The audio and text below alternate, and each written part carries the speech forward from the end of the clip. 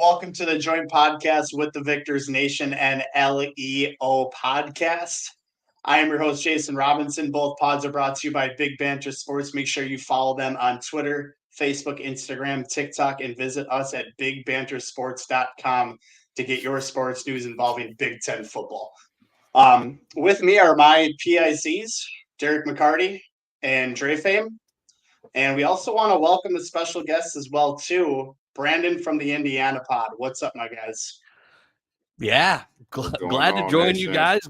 How pumped are you guys to talk Indiana football? I know you guys have had this circled on the map. You've had this Michigan. You guys have had this circled.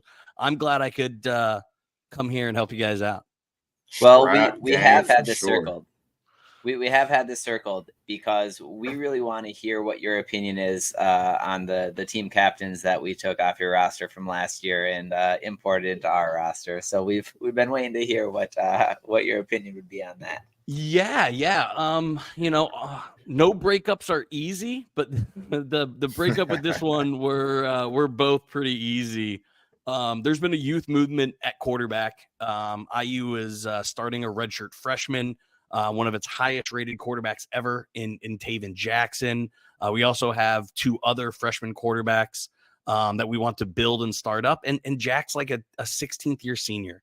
He just wasn't in the long-term plans for IU, but he's the man. He's got a great personality. He's a heck of a leader. If he can stay healthy, he's got a live arm. He can scoot a little bit. Got nothing good or nothing bad to say about Jack Tuttle. So I'm happy he's going and going to get a chance to experience something potentially special. AJ left a lot to be desired. We thought he was going to be the tight end that put IU on the map. I mean, this guy came in heralded. He's got all the skill. Now, chicken or egg, right? Like, did AJ not put up numbers because of the quarterback, or was it AJ? I don't know. I'm tending to think that it was more a quarterback problem. I've been on a number of these pods. Everyone's like, what happened to Indiana? No quarterback, no chance, my guys. But yeah, I mean, I think AJ put in the right situation can do great things. So I can't blame him for leaving either. So all good. No hate for those two gentlemen. Yeah, from our perspective, I think all three of us were pretty high on AJ coming into the season. We're pretty excited about him as a transfer, and he's in one of those positions where he's going to be an unsung hero on Michigan's roster. I think he's grading out really well, run blocking. He's playing his role, but Michigan starters have barely played in the fourth quarter this year. Right, and this one's going to be a nail biter. I mean, they better get ready. They better get their cardio up for this game. This is my trap game, man. This was my trap game. Yeah, of course. And it already circled before the season started. I bet. Love the sarcasm. So we're halfway through the season now, right? So Michigan, we're sitting 6-0. I think the last couple of weeks been a brutal 6-0, guys. Let me tell you, you guys really played LSU. No. You guys really have played. No. You've really played you. No. I'll tell you what, boys. I don't know how you got through Bowling Green. That had to be a hey, that was a tough game, Brandon. Yeah, that was an anxiety for us, all right. And you know what? It was a necessary game. True. About JJ's game that he needed. I think we needed that. Needed that. True or false? Rutgers has been the toughest team you guys have played so far. True.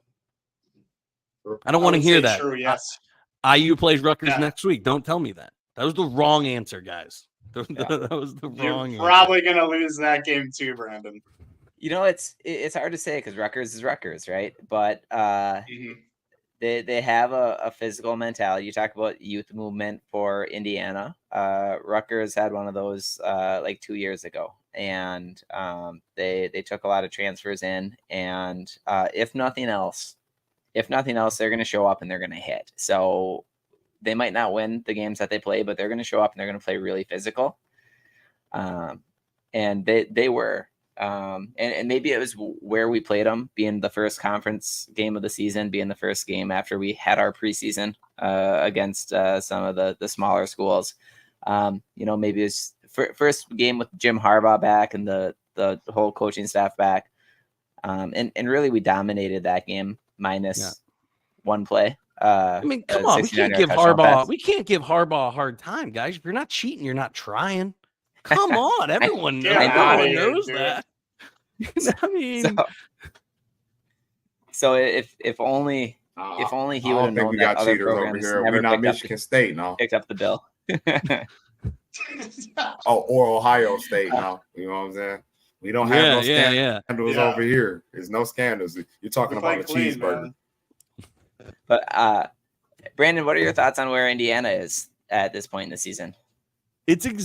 So the Louisville game was tough. I don't know if you guys watched that game or not, but it was 21-14. Yeah, it was 4th and goal on the 1 with less than 3 minutes to go, and the now fired offensive coordinator draws up a shotgun read option. You're on the 1 yard line and you take the snap at the 3, and it got stuffed and we lost. But other than that game, the seasons went to script. Like, a lot of people are freaking out, but everyone thought IU was either going to be 2-3 coming up to Michigan or 3-2.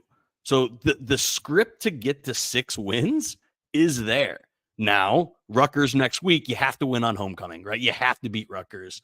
I'll just come out and say it, guys. You guys might get mad. Your listeners might get mad. This game don't matter to Indiana at all. This game don't matter at all. This is a walkthrough, right? This is a stay healthy, get your wings under the new offensive coordinator, and take your butt whooping by 28 points. That just is what this game is going to be, right? We're honest about it. Right. So, I'm not to say you guys don't matter, but so Derek, your question was, how's the season going? It's going about what everyone expected.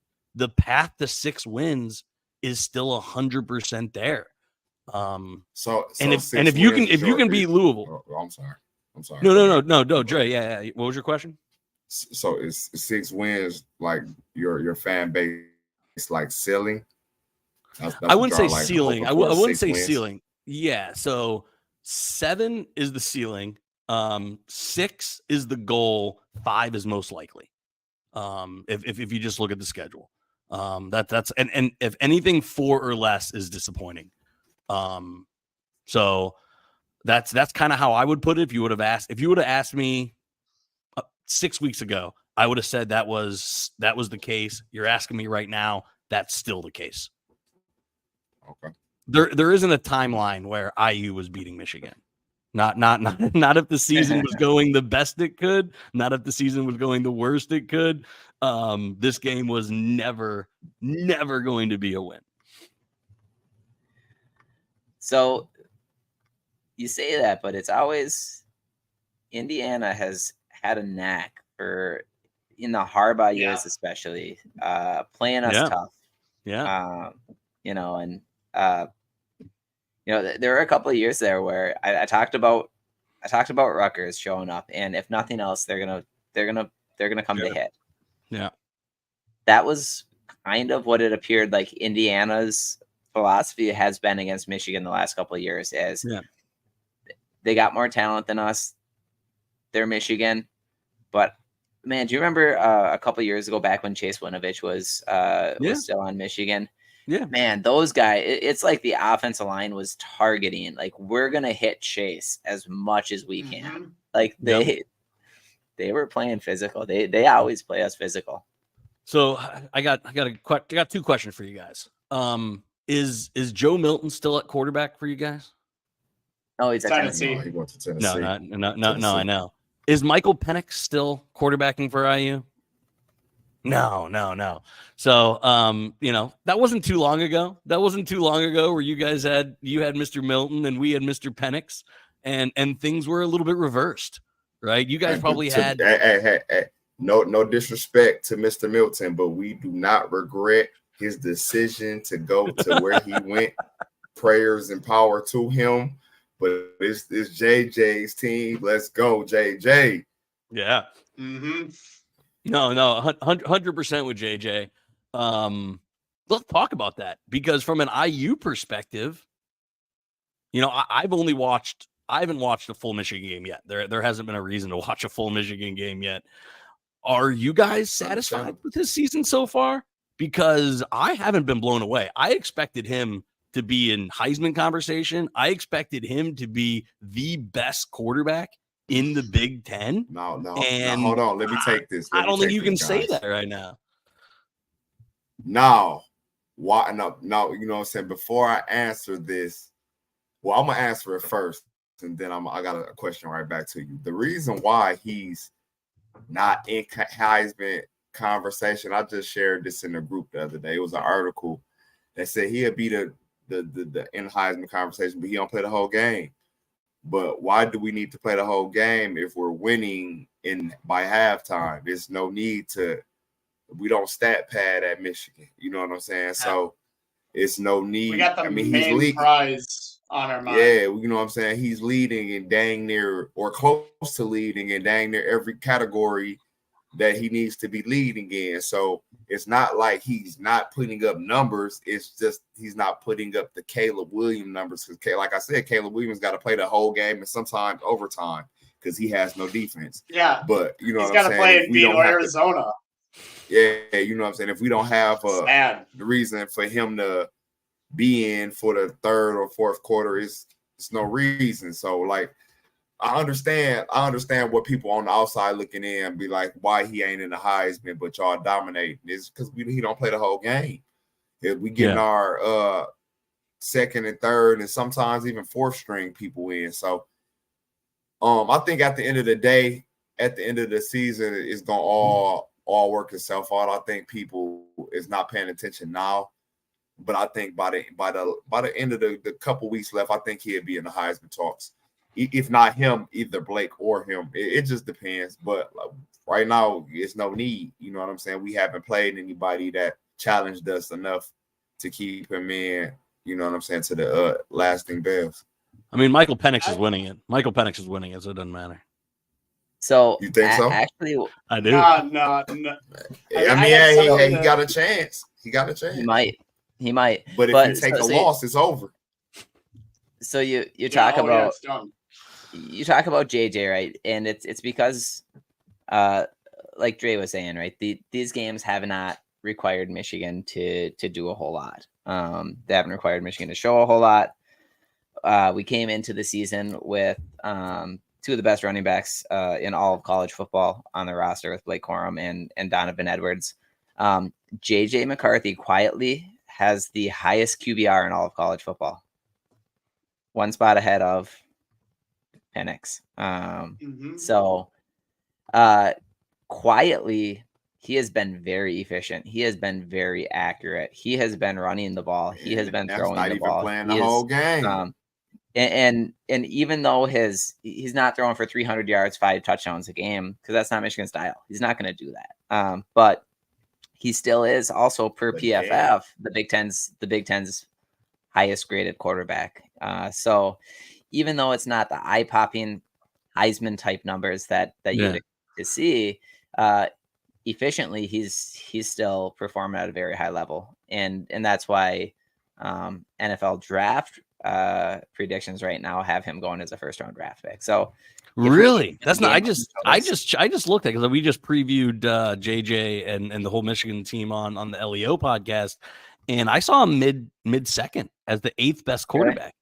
Yeah, in between Riley Leonard and Spencer Rattler. I can't remember what mock I was looking at, but they had him going 7th to New England in a couple mocks. So interesting. Okay, so Vikings last week, first round.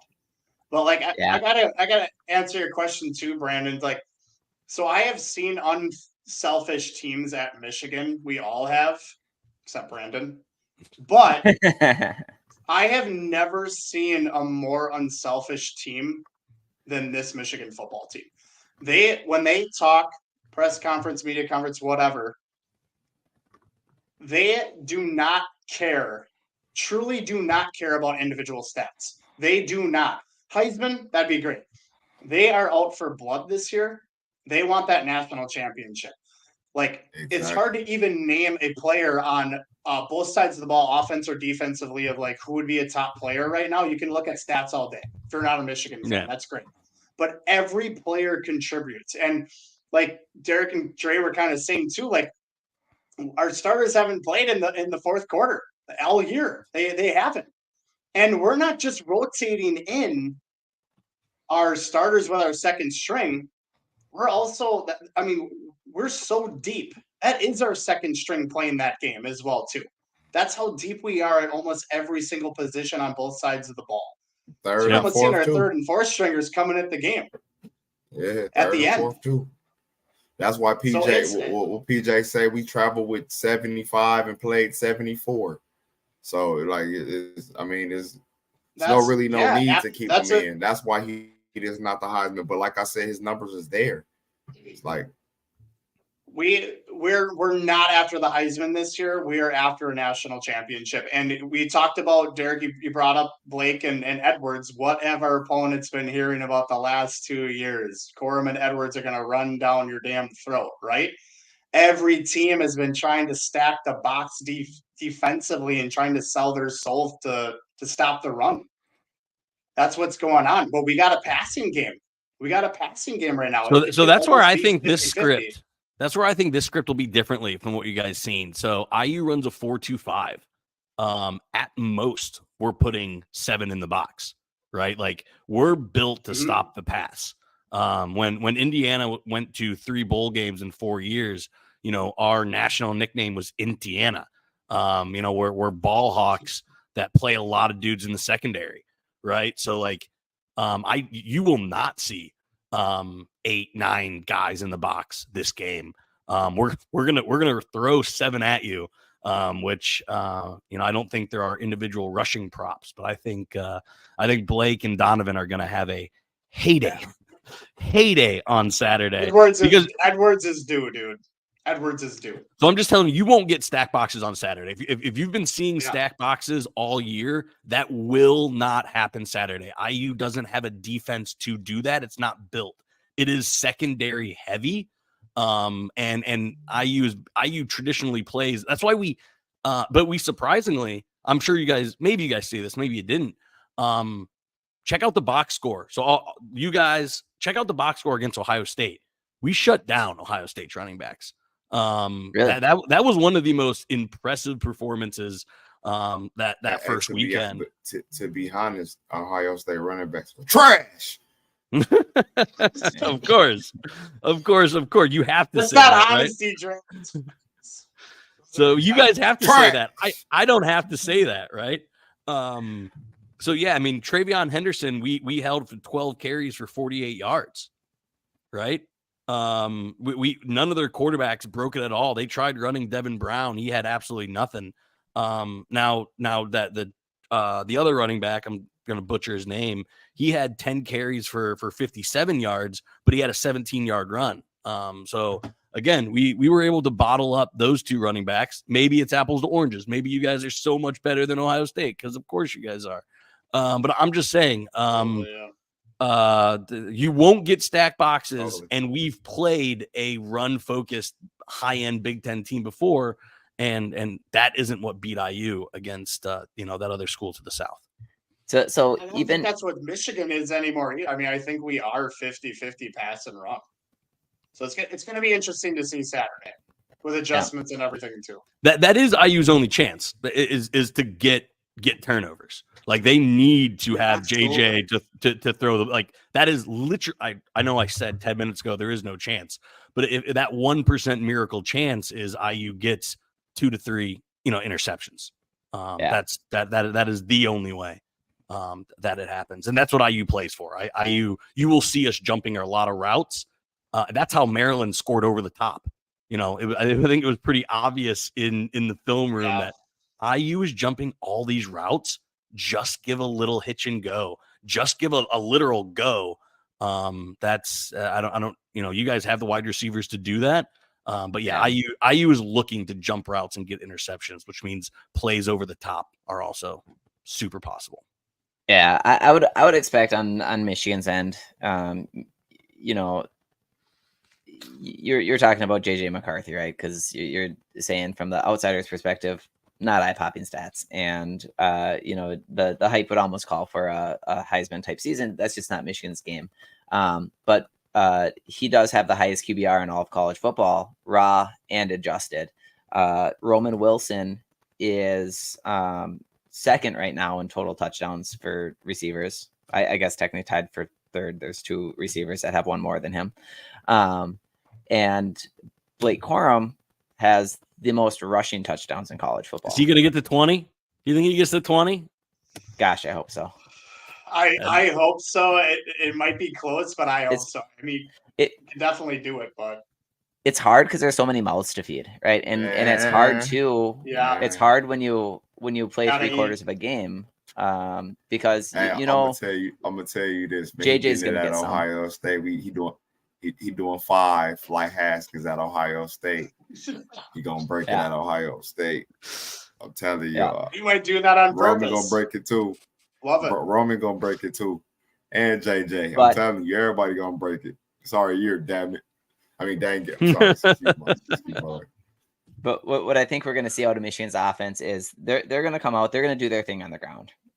Michigan's identity is always going to start with running the football, no matter what. And Blake Corum might be one of the most patient running backs I've ever watched play. Like, he reminds me of like LaDainian Tomlinson, the way that he just kind of slow plays and lets the blocking develop and sets up the blocking. And then come on, say that running back from your other rival. Since all I've done so far is talk about your rivals so far on this podcast, go talk about that other start running back from your rival, Kenneth Walker. Oh my God! Are you kidding me? No, Le'Veon Bell. Le'Veon Bell. I hope you've been Le'Veon. Again, as a Steeler fan, there was no more patient runner. No one let the block set up better than Le'Veon Bell. He was so good at that. Yeah. He was so he good was at even that. more. He was even more patient. He was unreal patient. Like, he was like he would almost like stop. Crazy. Like, it looked like he would stop. And He would let his blockers go. And then go. Yeah, it was incredible. It's tougher with defenses when that offensive line stands up. Like Warrick Dunn, it kind of reminds me of that too. You just don't know what hole he's coming out of. Yeah. I mean, you just don't. I'm a Mike Allstott guy, so I'm just out of this conversation. You are, yeah. You're put your head down. 3 yards in a cloud of run it down your throat and pound him over. I think they'll try and take advantage of the numbers, but you know, if Indiana's defense is playing the way that you say it is, look for the tight ends to eat. Look for Donovan Edwards to get a lot of targets out of the backfield, because, you know, Jason was talking about there's no egos on this team.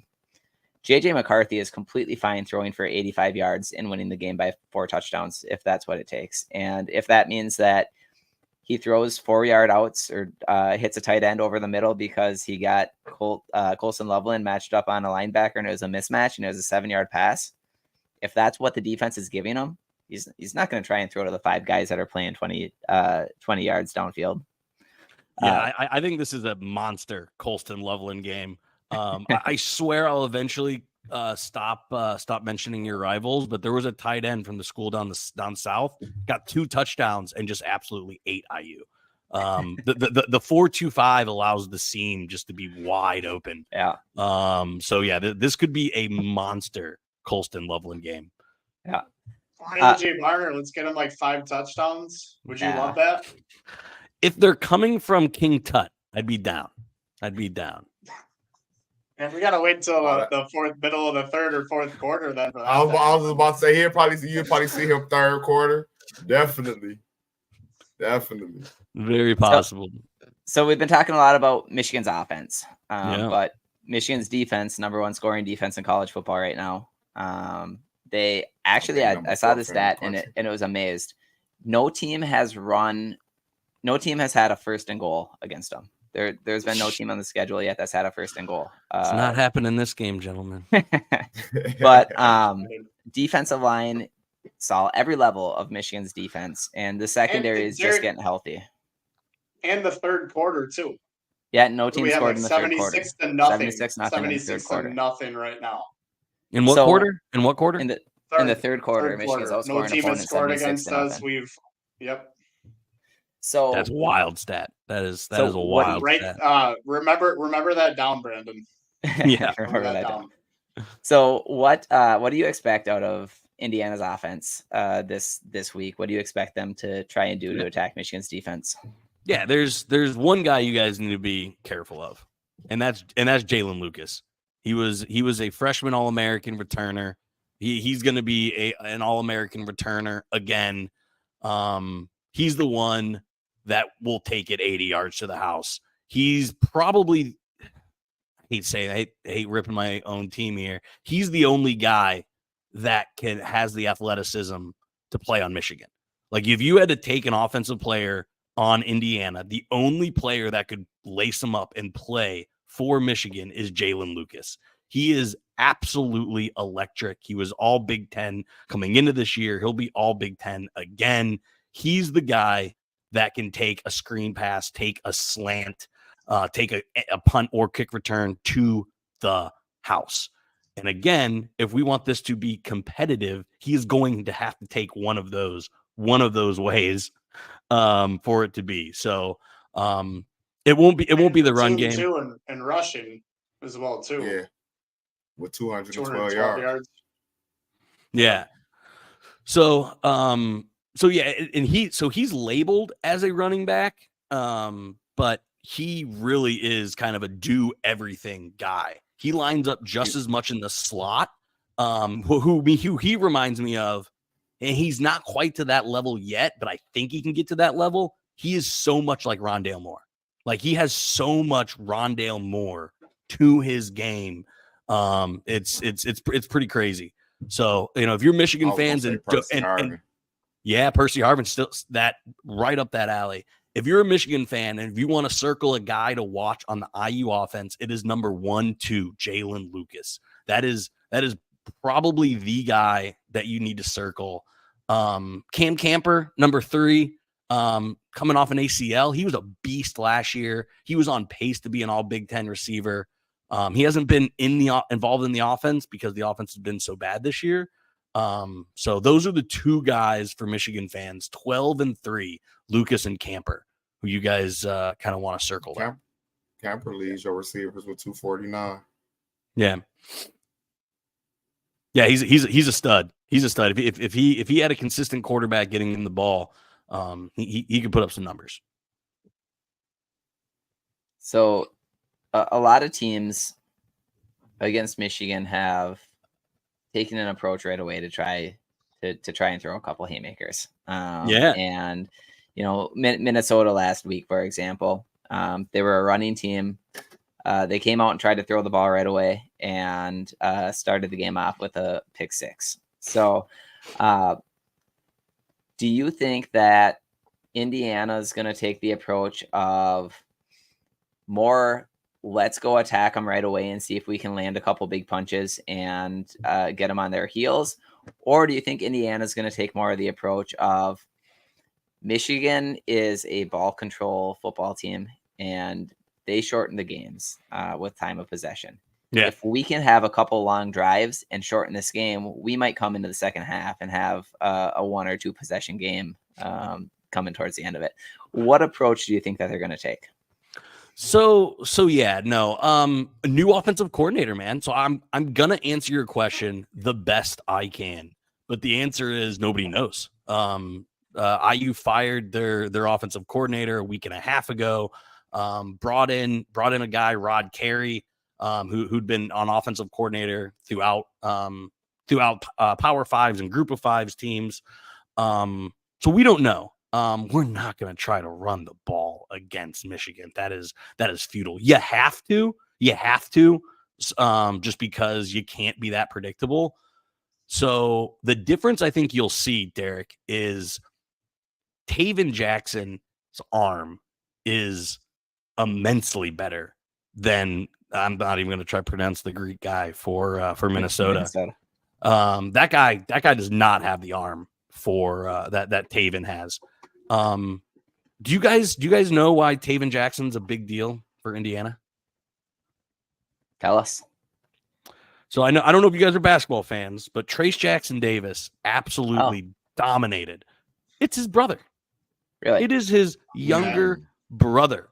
So TJD was a staple for IU basketball for 4 years. The goal is Taven to be a staple for 4 years at Indiana. What you'll see is he has an absolute cannon. What he doesn't have is the accuracy. You will see him throw high. His interceptions this year have been safeties over the top, the ball just coming to him because he throws high. He needs to get his mechanics down. So I think you'll see possibly an interception or two, but it won't be a pick six. It won't be because he underthrows it. It won't be because the pass is behind him. Taven doesn't throw behind. Taven doesn't throw short. Taven throws high and very, very long. That's the way he throws. But I think you're right. It wouldn't surprise me if we see a flea flicker. It wouldn't surprise me if we throw, a reverse or two in there.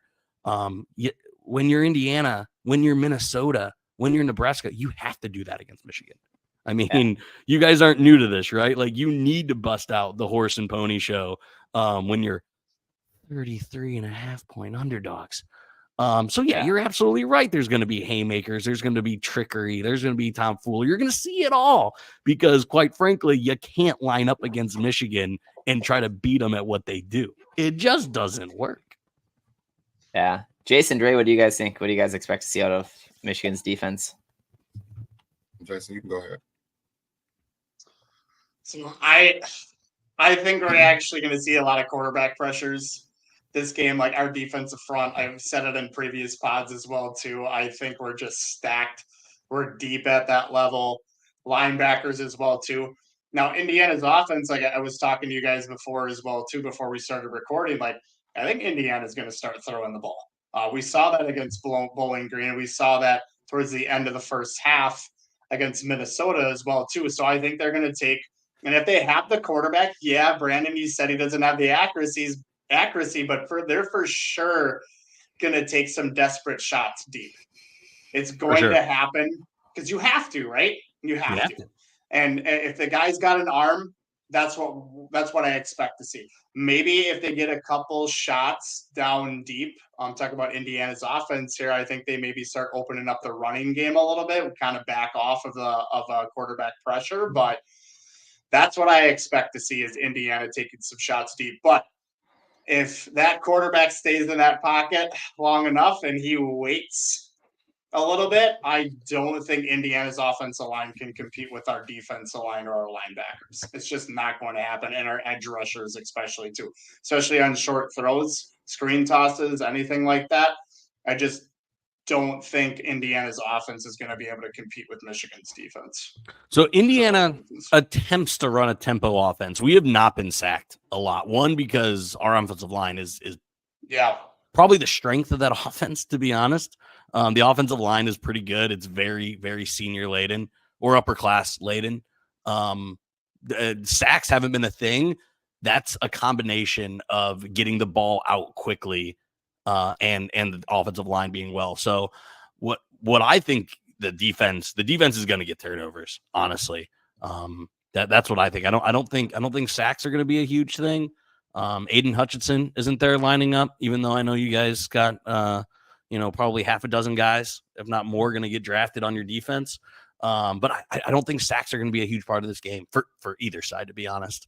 I could be wrong. I just don't see this the way Indiana plays. Their tempo doesn't allow a lot of sacks. Yeah, so they try to get the ball out quick, essentially. Very quick. I can see that too. With that tempo and the weather, it's supposed to rain. I was looking at the weather, and it's supposed to rain. So I think with that tempo, it's going to be the what you say his name, Jalen Lucas. Yeah. I think they're going to try to match him up and try to get matchup mismatches for him to start the game. And slants and crossers, try to take it to the house. That's the only way. You know what I'm saying? Try to get him loose, get him some as we used to try to do, speed and space. Yeah. But with our defense, I think he can get as much yards as he wants between the 90 and the 90, but I don't think they get in the end zone. And don't break him, please. He's like the only guy we got. He is a little bit of a tiny guy. Brandon. And you guys got some thumpers on your defense. We do. He is probably. I mean, I'm probably the same height. He's 5'9", probably 170, soaking wet. So please don't break him. Like we need him. We need him in at least 4 more games this year. So that's the only thing I ask. And then on the offense for us, I think, like I said, the weather it plays a factor into it this week. So I think we start off running the ball, get up a couple scores. I see Blake having maybe 2, maybe 3 touchdowns this game. Like he said, it's gonna be they don't stack the box. You know what I'm saying? So I think, like I said, we run all over him with the best offensive line in the country and try to get him closer to that record. But you never know. You know what I'm saying? It depends on how they come out. They can come out and stack the box. It might surprise all of us. And they could. JJ has to, you know what I'm saying, step it up. But we got the horses to do it. So either way, I really don't see Indiana. Like he said, I really don't see Indiana doing much with us. I get them 6 points at the most. So how that comes, I don't know. Hey, Dre, did you read my outline from my podcast? Do you guys want to know what do you guys want to know what I predicted it as? Yeah, what was your prediction? There is 37-6. 37-6. All right.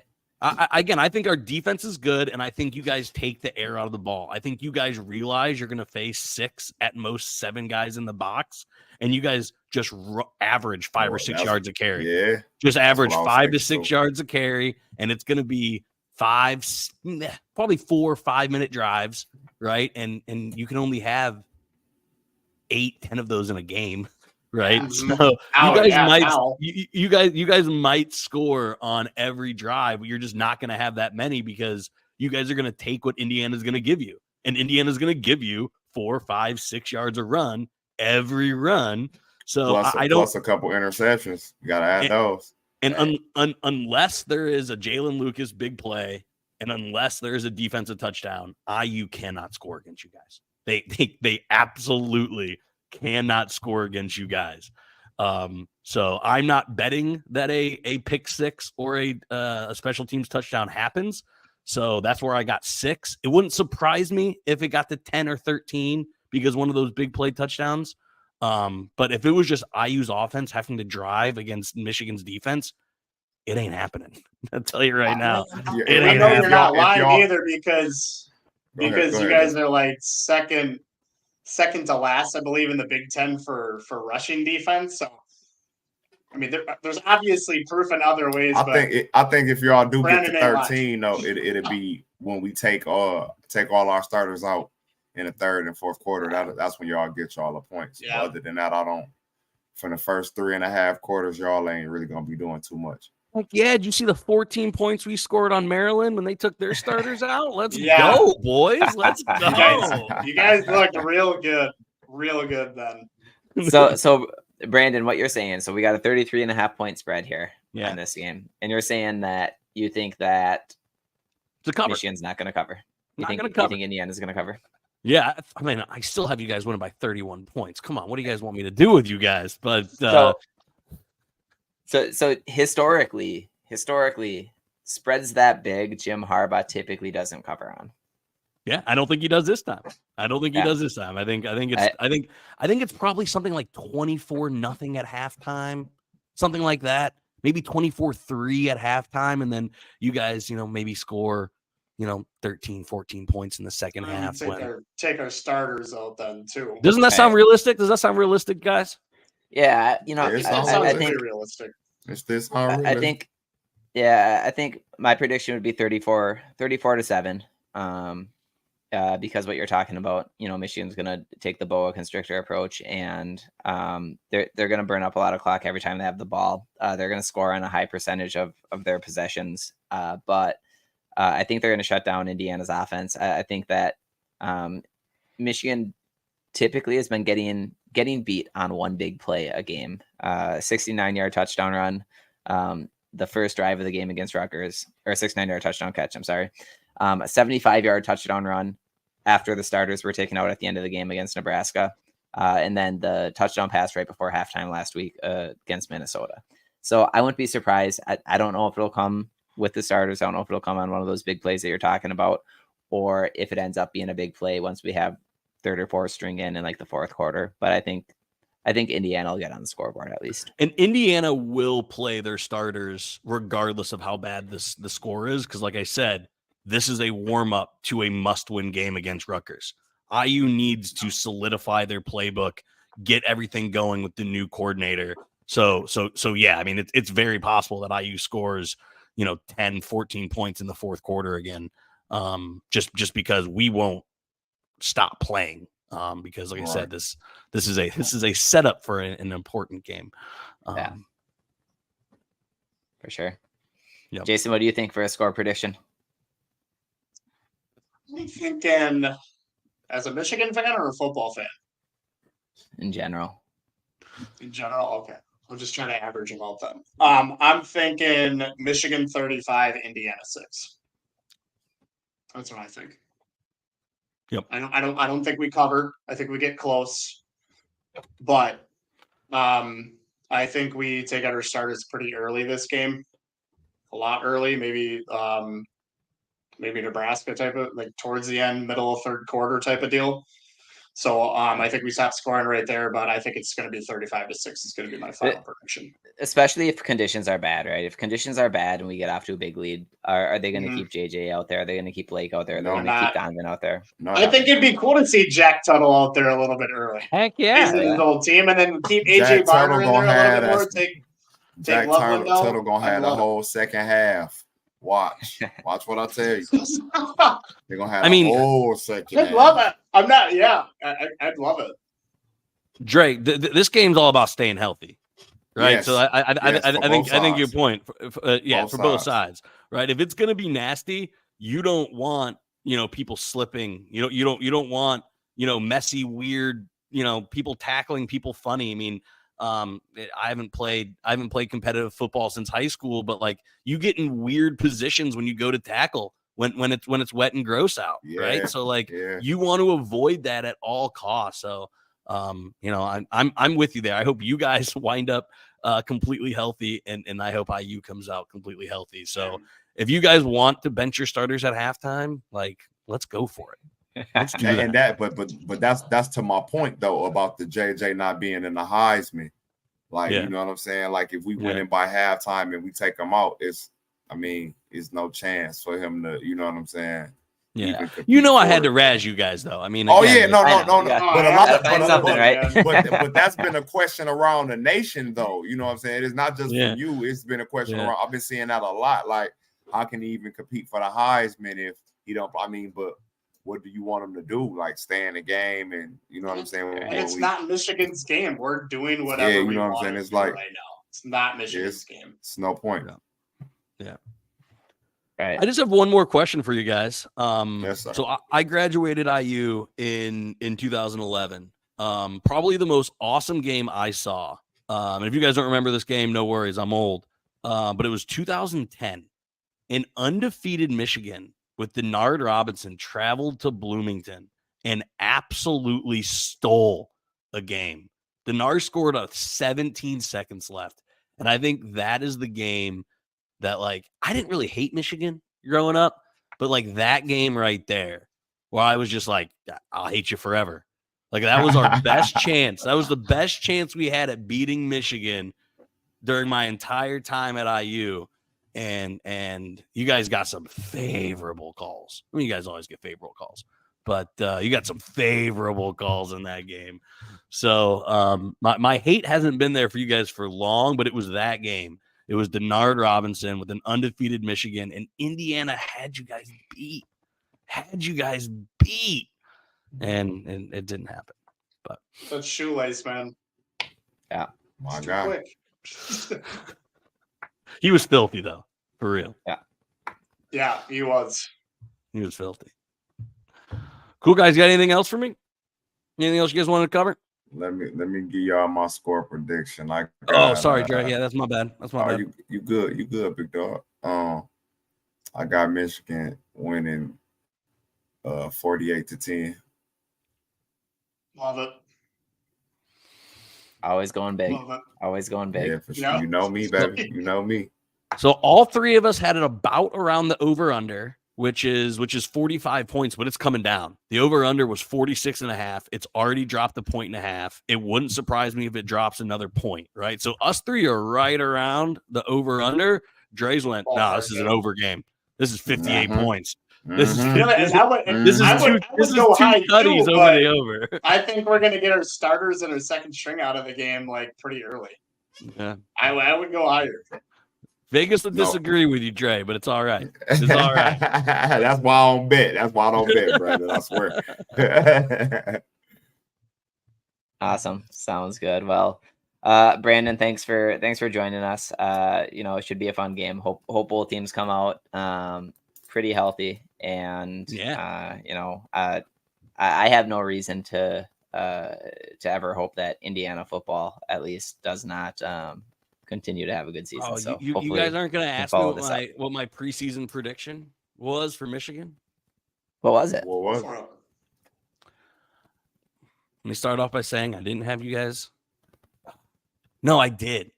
I did have you guys in the playoff, but I don't have you guys playing in the Big Ten championship representing the East. I have you guys going 11-1, and losing to the Nittany Lions. Ooh. 11-1, losing to the Nittany Lions. I think you guys hadn't been battle tested yet because you guys have nobody until that game. Until then, no. And then I think you guys absolutely dollywop Maryland and dollywop that overrated team south of you guys. And I think you guys may sneak in as the number 4 in the playoff. But I think Penn State is real, gentlemen, and that game is going to be electric. 2 Big Ten teams in the college football playoff. It's happened before. Why wouldn't it happen again? Yeah, it happened last year. I mean, the way that it is busted wide open, like everybody. It's going to be good. I think you guys are going to be nervous. I think you guys are going to be nervous come college football pick'em time. The way I see it. To be honest, I'm nervous about Penn State. I'm not going to lie. You should be. You know what I'm saying? I'm not going to lie about it. But the way we've been playing, it has me a little at ease because like but they right there with us. So them and Ohio State to be honest, you know what I'm saying? They've been right there with us too. So they're so. Do you know what makes me nervous? Offensive line looked horrible last week too. Trash. What makes me the most nervous about the Penn State game? Like you were talking, Brandon, our schedule's working out to be pretty light all the way up to it. When our starters aren't used to playing 4 quarters, I'm nervous about them suddenly going into a game where they're going to be in a dogfight for 4 quarters. That is what makes me nervous. In general, I think we're a better team. I think we have more talent. I think we have better coaching. But it's at Penn State. It's gonna be a pretty wild environment. It's gonna be a tough road environment to play in, and it might be the first time that we have to ask our starters to go in and exchange punches for 4 straight. And here's the thing: they have to play Maryland and Ohio State before they play you, so they'll be battle tested, right? They're going to have the belief because they're gonna beat Ohio State. And they're gonna beat they're gonna beat Maryland, so they're gonna have they'll have the we can do it, right? Which is daunting when you play a team like Michigan, right? You have to have that we can do it, and I think they'll have that, especially at home. So I hate to tell you guys that I think you guys probably sneak into the playoff, but I do think you lose at Penn State for those reasons. Fair take. We all agree with the Penn State situation. I think we'll see. I mean, I don't agree with that. I don't agree that we lose. I don't agree with that. But I'm saying it's going to be close. I think we still knock it out with a W at Happy Valley. But I think we'll see an actual real who Penn State really is at Ohio State. Now, I think Penn State's better than Ohio State this year. Absolutely, I do. but I think we'll actually see what kind of team they are for a full game. Because I'm not going to lie. I mean, we played worse teams, but I think we played. I think they haven't played much either. You guys might definitely on Michigan for that for that game. Do you know the only reason you guys have a chance against Penn State is because they made it big noon. If it was a whiteout, you guys wouldn't have a shot. Yeah, you guys wouldn't have a whiteout, but it's, not at 7:30 with the towels. It ain't no. I mean, it ain't no whiteout. Whiteout is another game. I forgot. They can still have a whiteout. They can still have a whiteout, but it'll be like not scheduled. It'll just be during the day, which I was like happily surprised it was not a night game. Penn State doesn't lose during a whiteout. They don't lose at a 7:30 kick whiteout. It doesn't happen. So that's your guys' only shot. Crowds is crazy. So where can they find you at, Brandon? Yeah, so you can find LEO Podcast at LEO Podcast on Twitter, Instagram, and Threads. We don't have a Facebook, but you can find our podcast on Apple and Spotify and SoundCloud. We're not as hip as you guys. We don't do the video thing. We're still we're still audio only. But yeah, you can check us out there. Like I said, we previewed Michigan. So if people want to see our Michigan preview, I don't have that episode out in front, but we preview this game. We also give our season predictions. So if you guys want to hear us talk in more detail about how we go through Michigan's schedule and we talk through all 11 wins and the 1 loss. So you can check that out. We did all that as well for you guys. Guys, thank you so much for having me on. It was a blast. Thank you, Brandon. Thank you for coming, man. Appreciate you coming. Yeah, cool. Man. Cool. Take it easy, gentlemen. All right. Go blue. LEO.